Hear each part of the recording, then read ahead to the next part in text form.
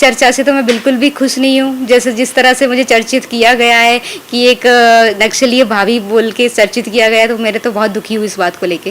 आपको साजिश किस तरह से बोलूँ मैं, आप अभी तो मैं कुछ बोल ही नहीं पा रही हूँ, स्तब्ध हूँ मैं इन सब चीज़ों को सुन के, क्योंकि मैं गई जरूर थी मदद के लिए, मुझे नहीं पता था कि मेरे पे ही टारगेट किया जाएगा इस तरह से।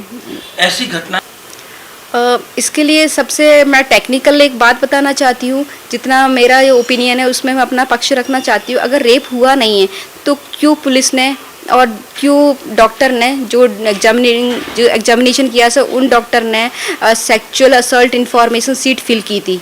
जब रेप हुआ ही नहीं था तो ज़रूरत ही नहीं थी उस सीट को फिल करने की, उसमें सारी इन्फॉर्मेशन लिखने की ज़रूरत ही नहीं थी। ये सिस्टम को मतलब पुलिस को भी पता होगा, ये चीज़ डॉक्टर को भी पता होगी, तो इस बात को आप कैसे नकार सकते हैं?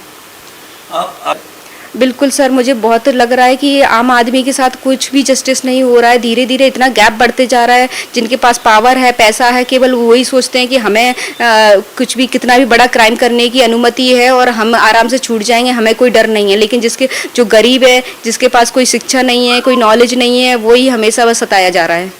आप लगता है सब मौजूदा सरकार से रुष्ट है? अब मैं इस बारे में कोई कमेंट नहीं करूंगी, क्योंकि मैं जानती हूँ उसको काफ़ी चीज़ों को पर्सनली ले लिया जाता है। लेकिन मौजूदा हालात में तो मैं देख रही हूँ कि काफ़ी कुछ चीज़ें, सिस्टम संवैधानिक तौर पे नहीं चल रहा है देश में। ऐसा लग रहा है नियम कानून कुछ है ही नहीं हमारा। अच्छा, ये सब सकते में कि एक लड़की है जो जिसका जानकारी कोई नहीं है, कोई परिवार वाली नहीं है, और वो सबको डिक्टेट करती है जैसे वो सर्वे सर्वाओ परिवार की है। ऐसा ये काफ़ी चीज़ें इसमें गलत मिक्स की गई हैं, क्योंकि मैंने जिन भी लोगों से मिली हूँ, चाहे वो जो भी लोग आ रहे हैं, चाहे वो मीडिया वाले हैं, चाहे वो कोई भी ब्यूरोक्रेट्स हैं, मैं सबको अपना परिचय खुद से आके दे रही थी कि मैं ये हूँ, मैं यहाँ से आई हूँ, मैं कोई ब्लड रिलेशन नहीं रखती हूँ इस पीड़ित परिवार के साथ। और मुझे परिवारजनों ने रोका है और इनको लगता है कि मेरे रहने से इनको हिम्मत मिलती है, तो फिर मैं इस तरह से मैं सबको बता रही हूँ चीज़ें। और बाकी अगर कोई चीज़ मैं आगे कम्युनिकेट कर रही हूँ तो इसके लिए पीड़ित परिजन मुझे बोल रहे थे कि बेटा आप बात कर लो, बेटा ये देख लो। तो अगर वो मेरे को परमिट कर रहे हैं तो मुझे लगता था कि वहाँ मेरी जिम्मेदारी इस तरह से कम्युनिकेट करने की, और मैंने कोई क्राइम नहीं किया, मैं कोई गलत नहीं किया। लेकिन अब आपको लगता है कि जो जांच चल रही है वो जांच सही है? अभी पीड़ित परिवार के साथ जो भी हो रहा है, आपको लगता है वो न्याय संगत है, सही हो रही है कार्रवाई रही है, पीड़ित परिवार के साथ न्याय हो रहा है, आपको लग रहा है?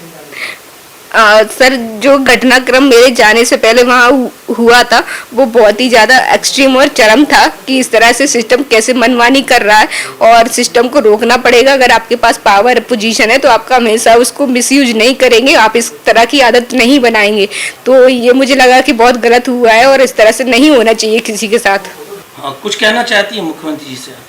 हाँ, मैं मुख्यमंत्री योगी आदित्यनाथ जी से कहना चाहती हूँ कि मैं एक देश की बेटी होने के नाते मैं सबकी तरफ से आपसे अपील कर रही हूँ कि कृपया करके कि पीड़ित परिवार को न्याय दिलाएं। और हम बहुत आशा की उम्मीद से आपकी तरफ देख रहे हैं कि अगर आप कुछ हस्तक्षेप करेंगे, हमें मदद करेंगे तो ज़रूर हमें न्याय मिलेगा।